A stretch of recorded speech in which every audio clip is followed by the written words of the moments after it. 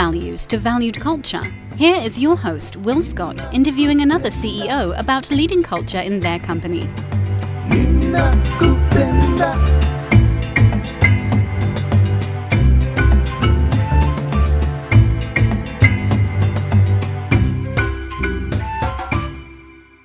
Today we have Will Scott, founder of Culture Czars, and in addition, he owned and grew two software companies. One of them is over 20 years old. He talks to CEOs that care about corporate culture, and his purpose is to help CEOs create environments so that employees love where they work and why they work. And as you know, to build a company, it's all about the people. Today's episode is brought to you by The Culture Fix. This is a book. It's Will's life's work on culture boiled down to the most important aspects you need to know. You can go to culturezars.com. He was generous enough to share a workbook. So you can pick up that workbook. It's completely free. It'll help you start implementing a great culture. He's been sought after by many companies to create this, so he finally did. And Will, I'm excited to talk about today's episode, which is part of a chapter in your book called Weisz, where you talk about core people, processes, consistent hiring, unhiring, and evaluating. And it's some of your clients don't want you to share this, okay? Because it's some of the secret sauce and they don't want to talk about their secret sauce. So why don't people want you to talk about this? Yeah, well, of course, I can talk about the processes that I recommend for how companies do go about this. But yeah, it's just hard to talk about real company examples, and the same thing is happening in the book. And it is kind of this is the part where we get into stuff that companies consider to be competitive advantage, and so they don't necessarily want it shared with the world or shared with their competitors. And those clients that have devised really good hiring processes, so they really can hire folks that fit their culture, and then devise their core workflows, which are the key processes for the business that when they repeat them, their success repeats and they get really good at it. These are things that they don't want to share. So happy to talk about the processes. It's just really hard to talk about real live examples. But I can give it a go. Yeah. So I want you to start off talking about part of this is how to hire for cultural fit. Yes, and I love this. But folks often tell me, CEOs will say, "Oh, yeah, I hire people that fit my culture," and I love to say, "Fascinating. Tell me how you do that." And there's a process for doing it. It just ends up being gut feel. But I like companies to devise to see whether somebody is a cultural fit or not. And a great way to start devising those questions is from the stories that come from the folklore of the company. Because and those stories that are held up as sort of examples of your current core values, which usually your culture czars in your company are demonstrating on a regular basis. And there are always these stories in the company about when something great happened that demonstrated a core value. So you turn that into a question, and you have got one right answer, which is what actually happened, and you see what the candidate comes back with and how close a fit is their answer to what you would consider to be one that fits with your core values. By the time you've got a handful of those questions and you've done them a few times and your culture czars are repeating those questions, you tend to get really good at hiring folks for a fit with culture. And that's just one of the tactics. There are others that I go into. That's just one of the tactics that helps hire for cultural fit. What's an example of a question that someone would ask based on their folklore that you've used or someone has used before? Yeah, so if you're you might have a core value that's win-win-win, meaning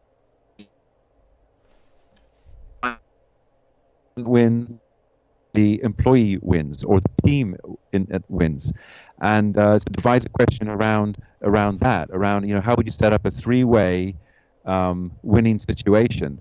And there are going to be real examples in the company. There's going to be an example of when the client had a great result, the company made profit from that project, and the team or the individual involved also thrived in executing that project for the client. And there was a good outcome for all three parties. So then probe into what the candidate what examples do they have from their life where they've been able to, in that situation, come out with a win-win-win. Yeah, I could see that. And then are you looking for an answer that from the candidate that matches what the outcome was? What do you look for in the answer? Last for a few minutes at least, and you probe into each part of it and asking the hows and the whys, and you're looking for the behaviors that demonstrate your core values in what their responses are to that. Got it. And so talk about, and I know you can't share everything with some of these core people processes, but Matrix 4. Matrix 4, great plastics injection molding company in Woodstock, Illinois. They went through the process of devising their core hiring processes. But also, another part of this chapter, Jeremy, is about the core workflows and that we were mentioning earlier. And they just did a great job of devising what their core workflows are in the company. And they're usually, are 6 or 7 or 8 sort of core processes in one, the beginning with, for example, building your brand, outreach, marketing. That might be one. Your next one might be how you take orders and process orders. That might be another one. And so that's the high level core workflows. And underneath each of them is the workflow that actually, in some more detail, describes each process.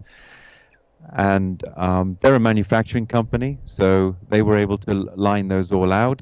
They were able to align their core values with each of those processes too.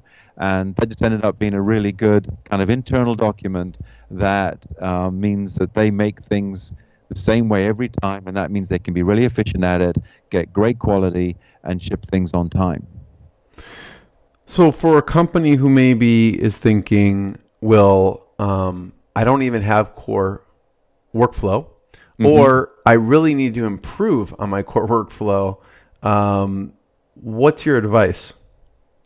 Yeah, so the first thing is to get the managers of each of the departments in a room and walk through the high-level processes. And like I said, you're going to end up with 6, 7, or 8 of those typically. And that's going to be your core workflow for the company. And it's really, you're asking yourself, how does work flow through our company? From the way we first, build our referral list and get our pipeline built, through to how we take orders, do the work, ship, invoice, repeat kind of thing. And then put about 6 or 7 bullets underneath each one of those core workflows about what are the actual pieces of that process. And then have the folks go away and work with their department to come up with 10 to 15 steps per each one of those. And it ends up being a great document. But the key to me, and the key that I go into for where it fits with this, is it ends up with your core workflows expressed diagrammatically. And your core values are layered in there. And later we'll talk about core purpose, Jeremy, but core purpose is in there too, leading ultimately to what I call the core chart, where now graphically you've got your whole business, set up. And it's a great way to talk new employees through the process and to make sure that you're doing the work consistently each time. Great. If you guys want to check out more, this workbook will walk you through some really key elements. Go to culturezars.com, check it out. The Culture Fix book at a store near you, Amazon near you. Amazon's everywhere, so you can get it there. Will, thank you so much. Thanks, Jeremy. Appreciate it. Thanks for listening. Be sure to click subscribe, check us out on the web at culturezars.com, and we'll see you next time.